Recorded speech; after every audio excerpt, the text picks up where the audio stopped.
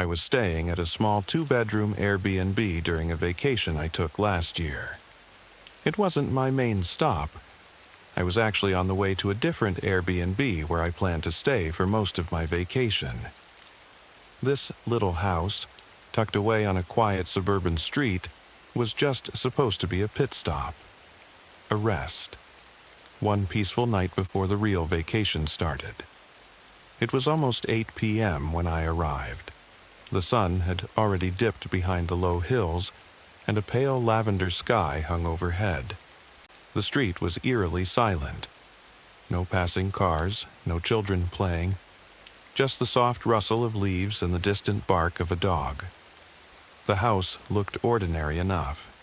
White siding, slightly overgrown grass, and an old porch light that flickered when I walked past it. I unlocked the front door using the code the host had texted me. It clicked open without issue. The interior was clean, quiet, and empty, exactly as advertised. 2 small bedrooms, a modest kitchen, and a cozy little living room with an old TV mounted to the wall. It had everything I needed for the night. I did a quick walkthrough before bringing my luggage inside, just to make sure everything looked secure. The back door was locked, the windows shut, and there weren't any creepy closets or strange crawl spaces. It actually felt kind of comforting, like a place where nothing bad could possibly happen. I brought my bags in and set them beside the couch, then slumped into the cushions and let my head fall back. I hadn't realized how tired I was until I stopped moving. After a few minutes of scrolling on my phone, I dozed off right there on the couch. Then the doorbell rang. It was a sharp sound, so sudden and loud in the silence that I nearly jumped out of my skin. My eyes snapped open, and I sat up straight, blinking in confusion. For a moment, I thought I had imagined it. Then it rang again. I glanced over at the front door. The porch light outside cast a dim yellow glow through the narrow frosted window. I couldn't see who was out there, but I could hear something. Whispers. 2 men, speaking in hushed tones right outside the door. I'm a small girl. Young, barely 5 feet tall. I don't do well in confrontations, and I certainly don't like opening the door to strangers, especially not at night when I'm alone. My heart started racing. I slowly walked to the door but didn't open it. "Hello?" I called out nervously. One of the men answered. "Hey, we're here for the Airbnb. Can you open the door?"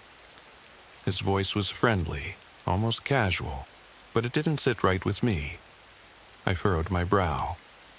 "What do you mean? I have this place booked." He didn't miss a beat. "Yeah, same. I booked it for tonight. Maybe there's a mix-up." There was no way. I checked the reservation earlier that day. This place was mine for the night, no overlaps. "You should contact the host," I said, louder now. "I'm already checked in." There was a pause.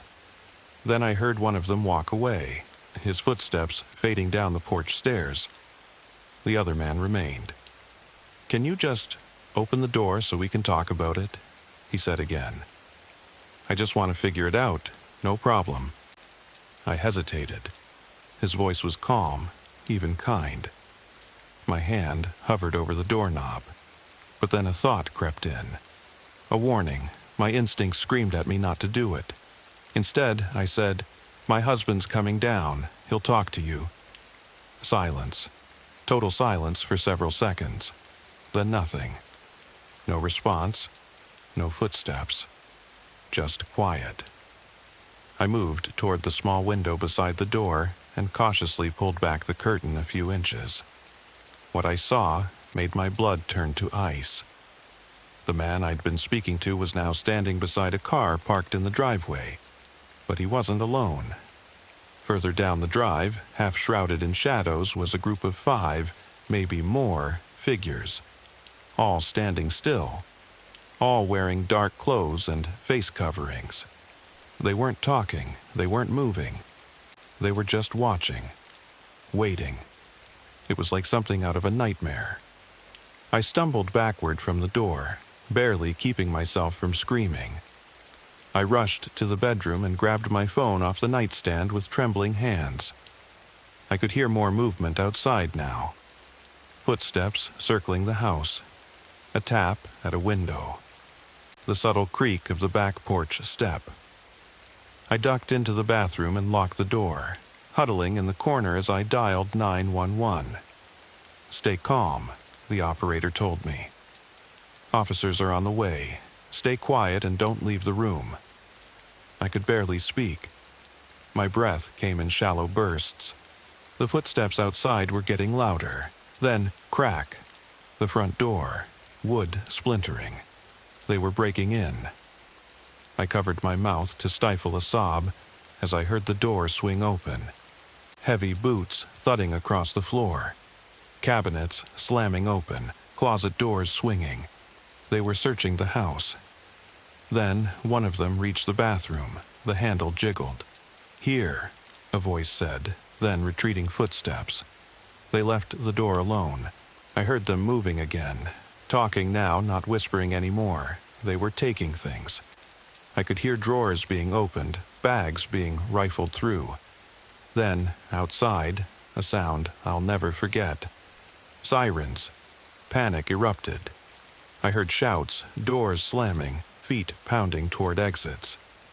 In under a minute, the house went silent again. When the police arrived, they found the place ransacked. My bags were gone. My car had a shattered window, and all the valuables I'd brought were missing. I was still in the bathroom, too terrified to move until an officer knocked gently and called out. He sat with me afterward while other officers searched the area. He told me this wasn't the first time something like this had happened. Gangs in the area had been targeting short-term rentals, timing their break-ins for when guests were most vulnerable. Alone, unfamiliar with the area, and far from home. He said I was lucky, that they didn't want to hurt anyone, just rob them.